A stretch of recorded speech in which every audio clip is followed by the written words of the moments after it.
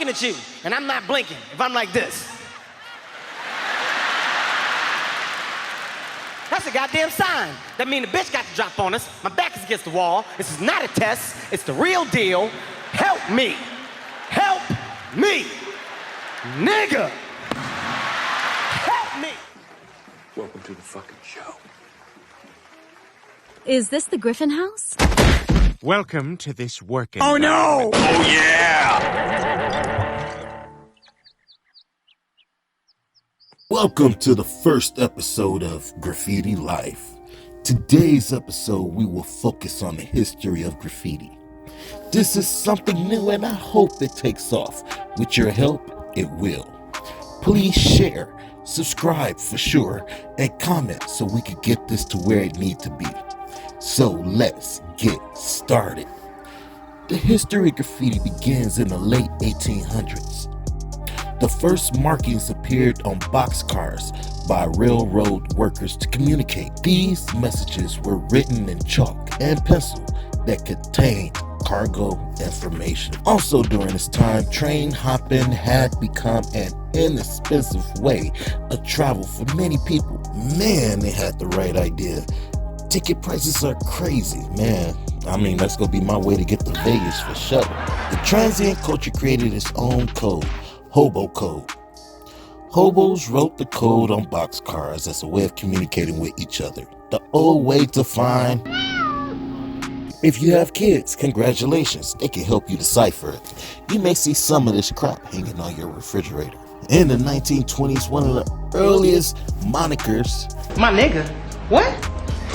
Gina. Monica, as in the name on the building. Monikers was Bozo Texino.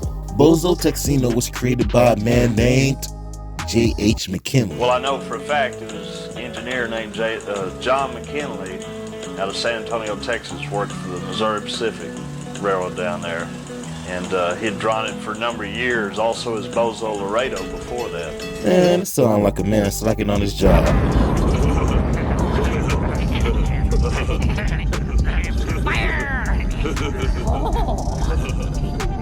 The name and symbol perpetuated a mystery behind this creation. Over time, this influenced many types of artists. Now to the 1960s, New York City. Marker tags began appearing inside of trains with the name Taki 183. If you want to be a writer, it meant stealing spray paint. Stealing? How could you? Haven't you learned anything from that guy who gives those sermons at church? Captain, what's his name? We live in a society of laws. Where was I? Oh yeah, stay out of my booth. And writing it on exterior of subway cars. One of the most famous layups was the one tunnel on a Broadway line. It was part of the first line built in 1904. The one tunnel had a great impact during the graffiti movement from 1971 to 1989. In 1977, the one tunnel became home to a newly formed graffiti crew called the Death Squad. No, not this squad, but this squad. I will talk about them in a later video, along with some other crews that will be mentioned later in this video. The Death Squad started competing with other talented crews like RTW, TMT, and Rockstars. Keep in mind, freight train graffiti is also becoming more sophisticated at this time. In the early 80s, crews retired and new crews popped up like FBA, FC, TC5, and 156 to battle it out. By the new millennium, European writers painted trains in New York and bounce. You're flying! This was given the term graffiti tourism, with writers traveling country to country. San Francisco! New York is considered the mecca of graffiti.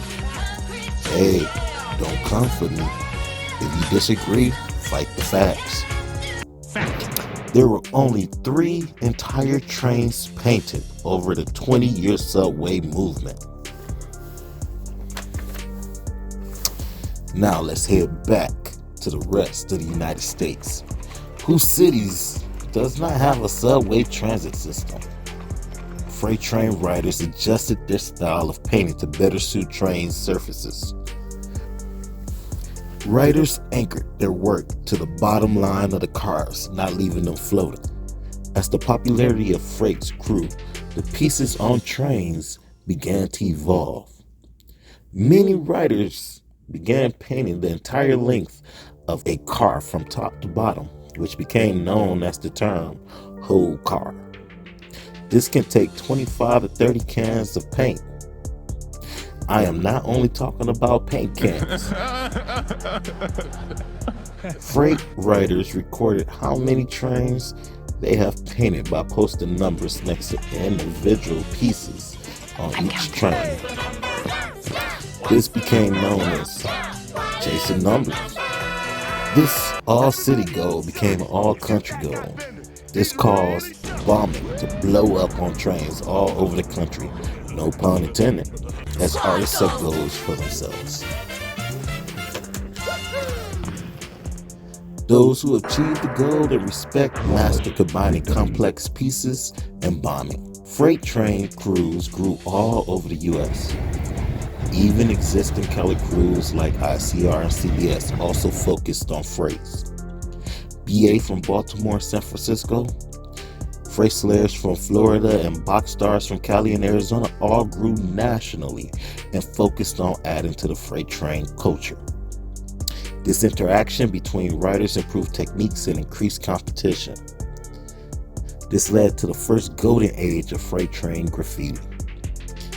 I will discuss the dangers of graffiti in another video.